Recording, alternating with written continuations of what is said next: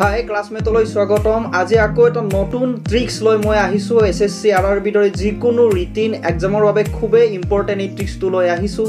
আজিৰ এই ট্ৰিক্সটো এপ্লাই কৰি এই অংককেইটা অতি কম সময়ৰ ভিতৰতে মাত্ৰ 5 পৰা 10 ছেকেণ্ড সময়ৰ ভিতৰতে সম্পূৰ্ণ কৰি উলিয়াব পাৰি। আৰু এই কুৱেশ্যনটো এবাৰ দুবাৰ তিনিবাৰ নহয়, প্ৰায় SSC সকলো এক্সামিনেশ্যনতে আহিয়ে আছে। মই নিজেও পাইছোঁ পঞ্চায়তৰ পৰা আৰম্ভ কৰি এবাৰ SSC এক্সামলৈকে এই কুৱেশ্যনটো মই নিজেই পাইছোঁ।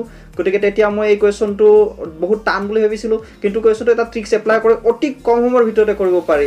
আৰু এই কুৱেশ্যনটো চাগে আগতে যদি কোনোবাই তেনেকৈ ৰিটিন টেষ্ট দিছে এই কুৱেশ্যনটো পাইছে। গতিকে চাই থাকক।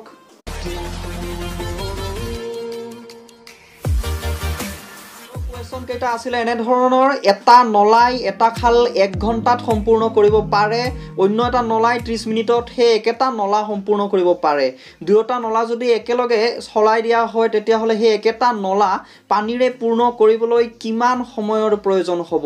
একেধৰণৰ অন্য এটা কুৱেশ্যন আহিছিলে, এটা কাম 20 দিনত সম্পূৰ্ণ কৰিব পাৰে, অন্য এজন লোক বিয়ে সেই একেটা কাম 30 দিনত সম্পূৰ্ণ কৰিব পাৰে। যদি দুয়োজনে একেলগেই সেই কামটো কৰিবলৈ আৰম্ভ কৰে তেনেহ'লে দুয়োজন মানুহে সেই কামটো সম্পূৰ্ণ কৰিবলৈ কিমান দিন লাগিব। গতিকে এই কুৱেশ্যনটো আহিছিলে SSC 2013 চনত। SSC 2011ত অহা কুৱেশ্যনটো আছিল, এখন গাঁও A পুঁজিৰে 21 দিন ব্যৱহাৰ কৰিব পাৰি, একেখন গাঁও অন্য এটা পুঁজি Bৰে 28 দিন ব্যৱহাৰ কৰিব পাৰি। দুয়োটা পুঁজিৰে যদি আমি একেলগে ব্যৱহাৰ কৰোঁ তেতিয়াহ'লে গাঁৱৰ মানুহে দুয়োটা পুঁজি একেলগে কিমান দিন ব্যৱহাৰ কৰিব পাৰিব। এই কুৱেশ্যনটো আহিছিলে SSC 2011 চনত।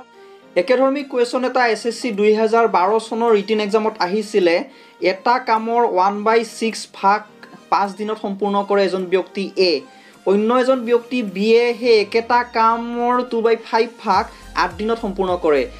যদি A আৰু Bয়ে একেলগে সেই একেটা কামকে কৰিবলৈ আৰম্ভ কৰে তেন্তে দুয়োজনে সেই কামটো সম্পূৰ্ণ কৰিবলৈ কিমান দিনৰ প্ৰয়োজন হ'ব।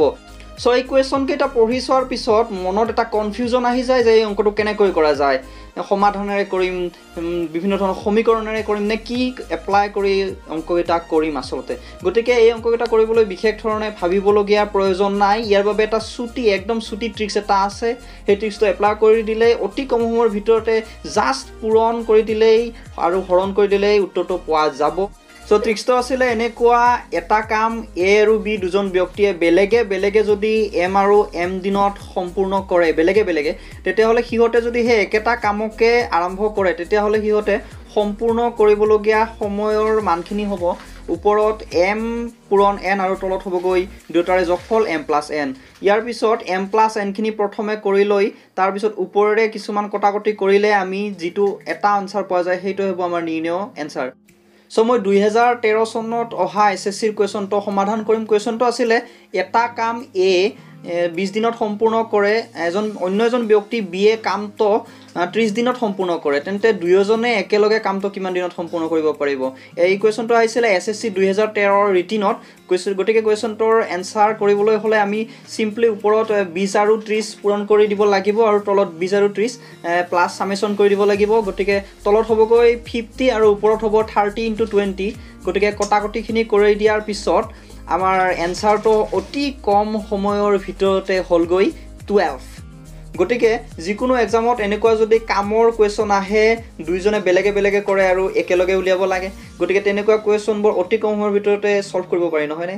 গতিকে মাত্ৰ 5 পৰা 10 ছেকেণ্ডৰ ভিতৰতে এই ট্ৰিক্সটো এপ্লাই কৰি আমি তেনেকুৱা সকলো ধৰণৰ অংক চল্ভ কৰিব পাৰোঁ নহয়নে। গতিকে আশা কৰোঁ আপোনাৰ এই ট্ৰিক্সটো খুবেই ভাল লাগিল।